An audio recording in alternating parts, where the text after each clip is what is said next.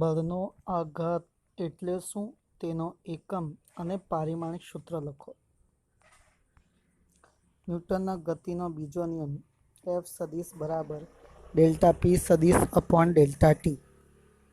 તો F into delta T બરાબર delta P પદાર્થ પર લાગતું બળ અને તે બળ જેટલા સમયગાળા માટે લાગતું હોય તે સમયગાળાના ગુણાકારને બળનો આઘાત કહે છે. બળનો આઘાત બરાબર F ઇન્ટુ ડેલ્ટા ટી. બળનો આઘાત એ વેગમાનના ફેરફાર જેટલો જ છે. જો સમયગાળો શૂન્યવત રીતે નાનો લઈએ તો F ઇન્ટુ ડીટી બરાબર ડીપી થાય.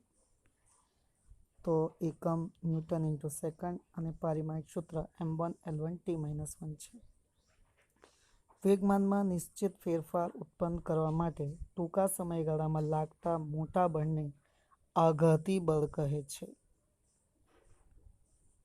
આઘાતી બળના કિસ્સામાં બળ અને સમયનું માપન અલગ અલગ કરીને બળનો આઘાત શોધવાનું કામ મુશ્કેલ છે. તેથી આવા કિસ્સામાં બળનો આઘાત વેગમાનના ફેરફાર મેળવવાની શોધમાં મળે છે. બળના આઘાત વિશે હજુ વિસ્તૃતમાં આપણે જોઈશું. એક અનુભવી ક્રિકેટર વધુ ઝડપે આવતા ક્રિકેટ બોલને સહેલાઈથી ઝીલે છે, જ્યારે શિખાઉ ક્રિકેટરને હાથમાં ઈજા થઈ શકે છે. એવું કઈ રીતે? તો એવું થવાનું રીઝન છે, અનુભવી ક્રિકેટ વધુ ઝડપે આવતા બોલને અટકાવવા માટે એક ઊંચા બોલને ઝીલવા માટે તેના હાથને બોલની સાથે ગતિની તરફ ખેંચે છે. તમે આકૃતિમાં જોયું હશે કે બોલિંગ આપણે જ્યારે ફિલ્ડિંગ કરતા હોય ને દડો આવતો હોય ત્યારે આપણે આપણા હાથને બી ગતિ આપીએ છીએ. આમ કરવાથી બોલના વેગમાનમાં ફેરફાર ધીમેથી થાય છે, તેથી બળનો આઘાત ઘટે છે. જ્યારે શિખાઉ ક્રિકેટર તેના હાથ સ્થિર રાખીને બોલને તત્કાળ ઝીલવાનો પ્રયત્ન કરે છે, તેથી તેને વેગમાનમાં ફેરફાર ઝડપથી થાય છે, એટલે બળનો આઘાત મોટો થાય છે અને પરિણામે તેના હાથમાં ઈજા થઈ શકે છે. આ અનુભવી ક્રિકેટર અને બિનઅનુભવી હોય તો તેમના આવું થશે, એનું રીઝન છે બળનો આઘાત. બળ અને વેગનો ગુણાકાર ગતિ પર બળની અસર ઉપજાવવામાં પાયાની બાબત છે. આ વિધાન સમજાવો તો બે જુદા જુદા દળના પદાર્થો પર નિશ્ચિત બળ ચોક્કસ સમયગાળા માટે લગાડવામાં આવે તો હલકો પદાર્થ ભારે પદાર્થ કરતાં વધારે ઝડપ પ્રાપ્ત કરે છે, પણ આ સમયગાળાના અંતે બંને પદાર્થો એક સરખું વેગમાન પ્રાપ્ત કરે છે.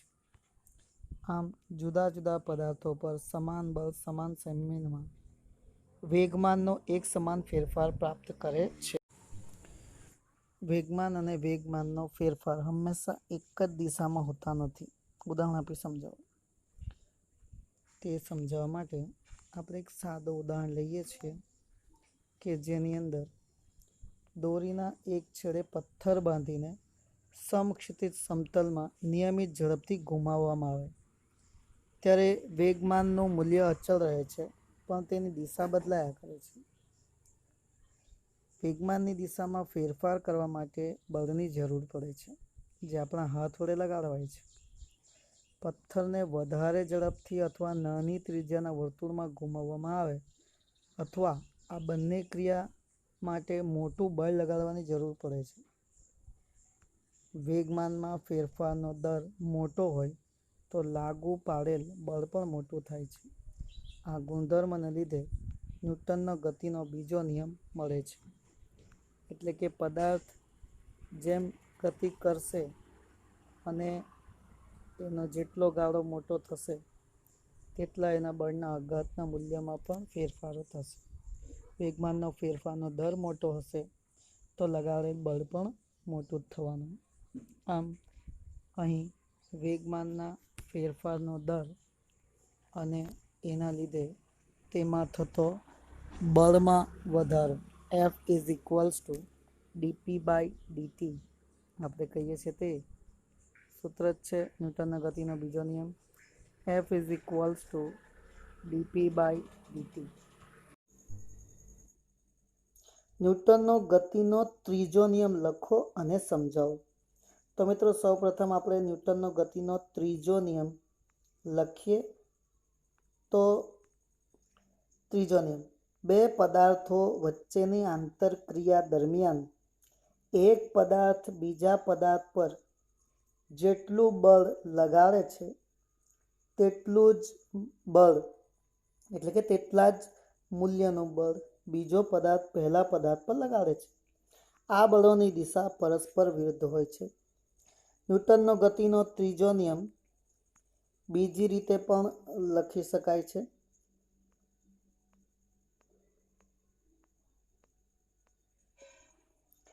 ન્યૂટનનો ગતિનો ત્રીજો નિયમ છે, આમાં કરેક્શન છે, અહીંયા ત્રીજો આવશે. આઘાત અને પ્રત્યાઘાત પરસ્પર સમાન મૂલ્ય અને વિરુદ્ધ દિશામાં હોય છે. એટલે કે આઘાત અને પ્રત્યાઘાત સમાન મૂલ્યના અને પરસ્પર વિરુદ્ધ દિશામાં હોય છે. દળો આપણે જેટલી જોરથી દિવાલ પર મારીએ છીએ, દિવાલ પર એટલો જ બળ એના પર લગાડે છે, પરંતુ એની દિશા અલગ હોય છે. હવે અહીં કોઈ પણ એક બળને ક્રિયાબળ અને બીજા બળને પ્રતિક્રિયાબળ કહે છે. દળો આપણે દિવાલ પર મારીએ તો એ ક્રિયા છે અને દિવાલ એ દડાને પાછો ફેંકે એ પ્રતિક્રિયા છે.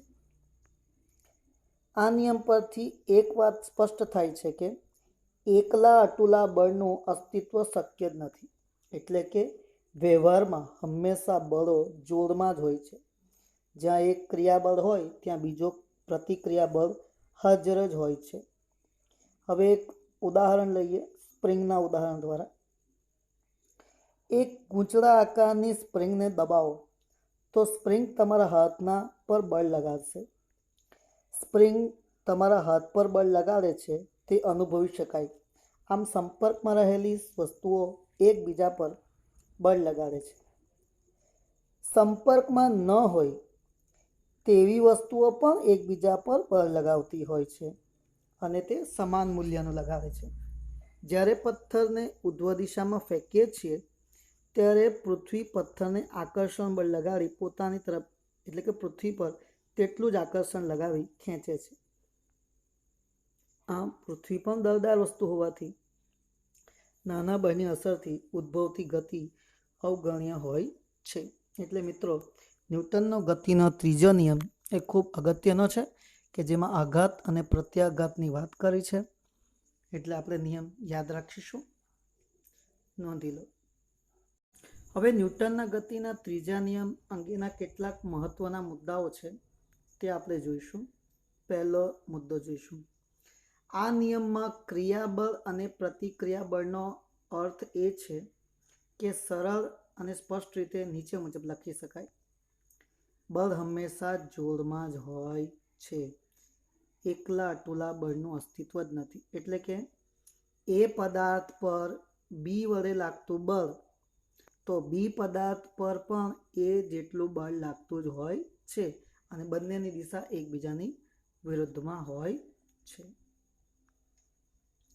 કોઈ પણ બળ કદાપી એકલું અતુલું હોતું નથી, કારણ કે બળો હંમેશા જોડમાં જ હોય છે. ક્રિયાબળ અને પ્રતિક્રિયાબળ હંમેશા એક સાથે અને અલગ અલગ પદાર્થ પર લાગતા હોય છે, કારણ કે પ્રતિક્રિયાબળ એ તેની અસર છે. ન્યૂટનના ગતિના ત્રીજા નિયમમાં કોઈ કારણ અસરનો સંબંધ અભિપ્રેરિત નથી. બી વડે એ પરનું બળ અને એ વડે બી પરનું બળ એક જ ક્ષણે લાગે છે. તેથી એક બળને ક્રિયાબળ અને બીજા બળને પ્રતિક્રિયાબળ કહે છે. ક્રિયાબળ અને પ્રતિક્રિયાબળ બે જુદા પદાર્થો પર લાગે છે. ધારો કે એ અને બી પદાર્થો એક જોડ છે.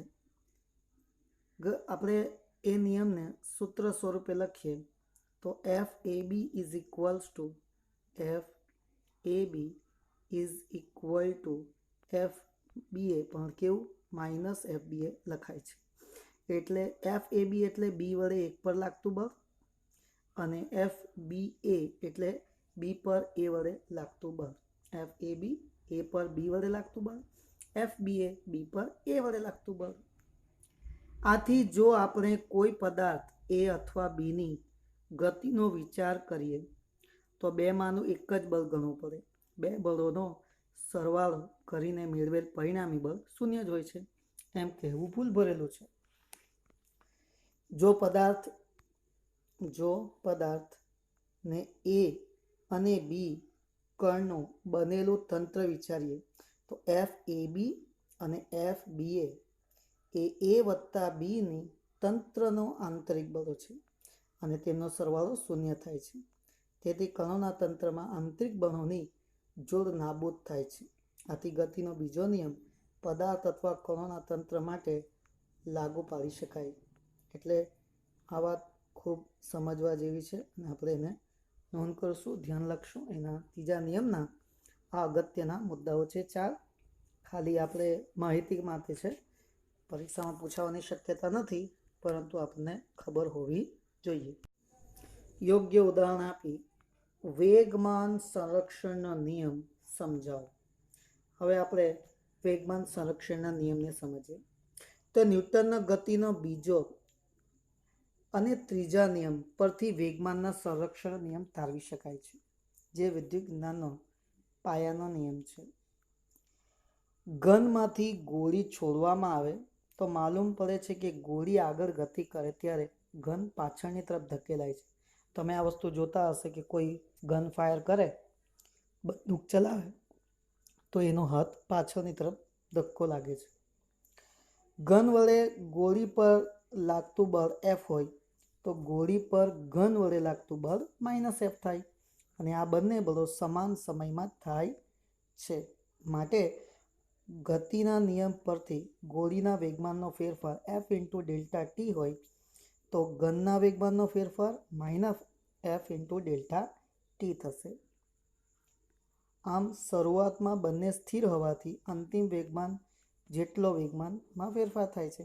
ધારો કે ગોળી છોડ્યા પછી ગોળીનું વેગમાન Pb હોય અને ઘનનું વેગમાન Pg હોય તો Pg = -Pb, પણ બંનેનો સરવાળો કરીએ તો કેટલો થાય? Pg + Pb = 0. એટલે કે તંત્રનું કુલ વેગમાનનું સંરક્ષણ થાય છે. આને વેગમાનના સંરક્ષણનો નિયમ કહે છે. તો વેગમાનનો સંરક્ષણ નિયમ શું થયો? આંતરિક ક્રિયા કરતા કણના અલગ કરેલા તંત્રનું કુલ વેગમાન અચળ રહે છે. હા, આપણે વેગમાન સંરક્ષણ નિયમ ઉદાહરણ આપીને મેળવ્યું. હજુ થોડું વિસ્તૃતમાં સમજવું હોય તો આપણે વેગમાન સંરક્ષણ નિયમ એ અને બે પદાર્થો દ્વારા સમજીએ. સમજો કે ધારો કે બે પદાર્થો A અને B ના પ્રારંભિક વેગમાન Pa અને Pb છે અને સંઘાત બાદ P'a અને P'b થાય છે. તો ન્યૂટનના ગતિના બીજા નિયમ પ્રમાણે પહેલે FAB × Δt બળનો આઘાત તો P'a - Pa.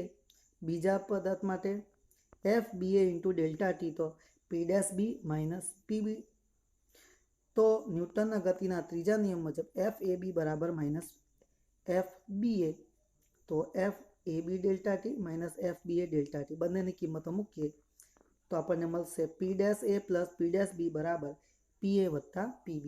એટલે કે અલગ કરેલા તંત્રનું કુલ વેગમાન અંતિમ વેગમાન એ પ્રારંભિક વેગમાન જેટલું થાય છે. સ્થિતિસ્થાપક કે અસ્થિતિસ્થાપક સંઘાતમાં વેગમાનનું સંરક્ષણ થાય છે, પણ સ્થિતિસ્થાપક સંઘાતમાં વેગમાન તેમજ ગતિ ઉર્જાનું પણ સંરક્ષણ થાય છે. અંતે વેગમાન સંરક્ષણ નિયમ મૂળભૂત અને સાર્વત્રિક છે, કારણ કે ઇલેક્ટ્રોન, પ્રોટોન, ન્યુટ્રોન જેવા બનેલા પરમાણુઓ જેવા નાના તંત્રથી માંડીને ગ્રહો સુધીના તારાઓ બનેલા તંત્ર માટે પણ સાચો છે. આમ વેગમાન સંરક્ષણનો નિયમ જે છે તે આપણે બે ઉદાહરણ દ્વારા સમજી શકીએ છીએ. તો નોંધ કરી લઈશું.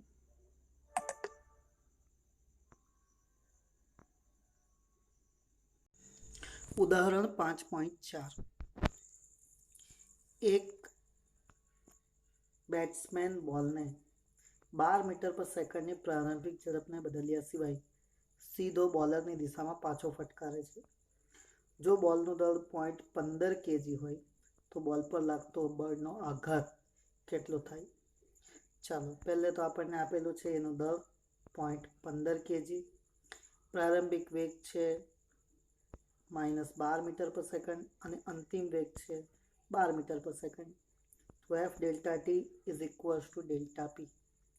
તો બળને લાગતો આઘાત એફ ઇન્ટુ ડેલ્ટા ટી બરાબર એમ ઇન્ટુ ડેલ્ટા વી થાય. તો એમ તો 0.15 છે અને V2 માઇનસ V1 એટલે અંતિમ માઇનસ પ્રારંભિક V માઇનસ V.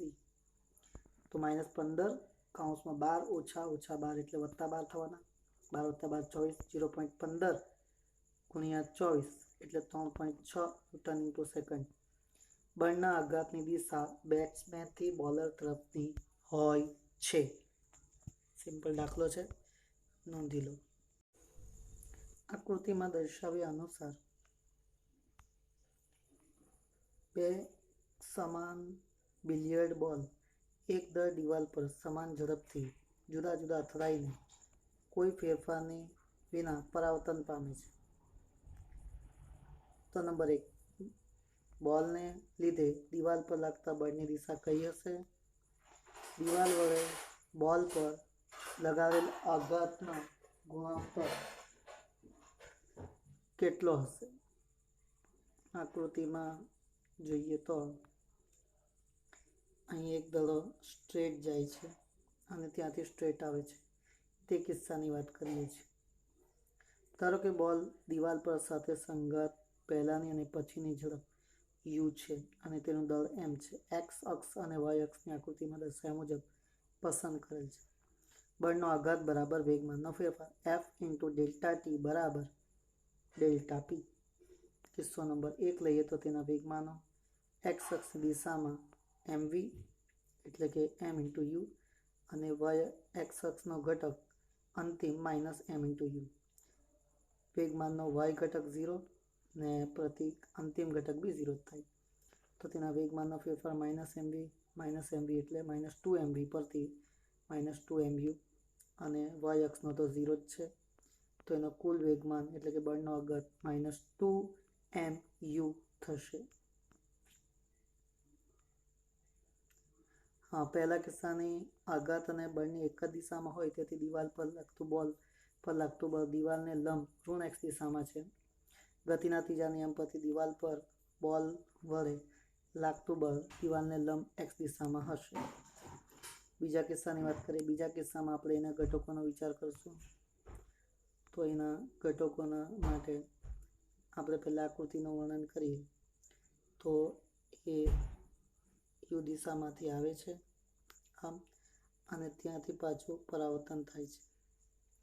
તો x ઘટક જે છે m ઇન્ટુ u cos 30 અને x ઘટકનો અંતિમ -mu ઇન્ટુ cos 30 થાય. y દિશાનો ઘટક -mu sin 30 અને y ઘટક -mu ઇન્ટુ sin 30. તો એનો પ્રારંભિક ઘટક કેટલું થશે? પ્રારંભિક ઘટકના વેગમાનનો ફેરફાર pf માઇનસ pi બરાબર -mu cos 30 -mu cos 30 તો -2mu cos 30 અને y દિશાનો તો 0 થશે. આમ તેના વેગમાનના ફેરફારનો દર કરીએ તો 2 delta p by -mu cos 30 1/cos 30 એટલે કે a અને b નો ગુણોત્તર લીધેલ છે. પહેલા એ કિસ્સામાં -2mu હતો, એકમાં 2mu હતો. 2 upon -mu cos 30 એટલે કે 1/cos 30. 2/√3 એટલે કે 2/√3 અથવા 2/1 પણ થઈ શકે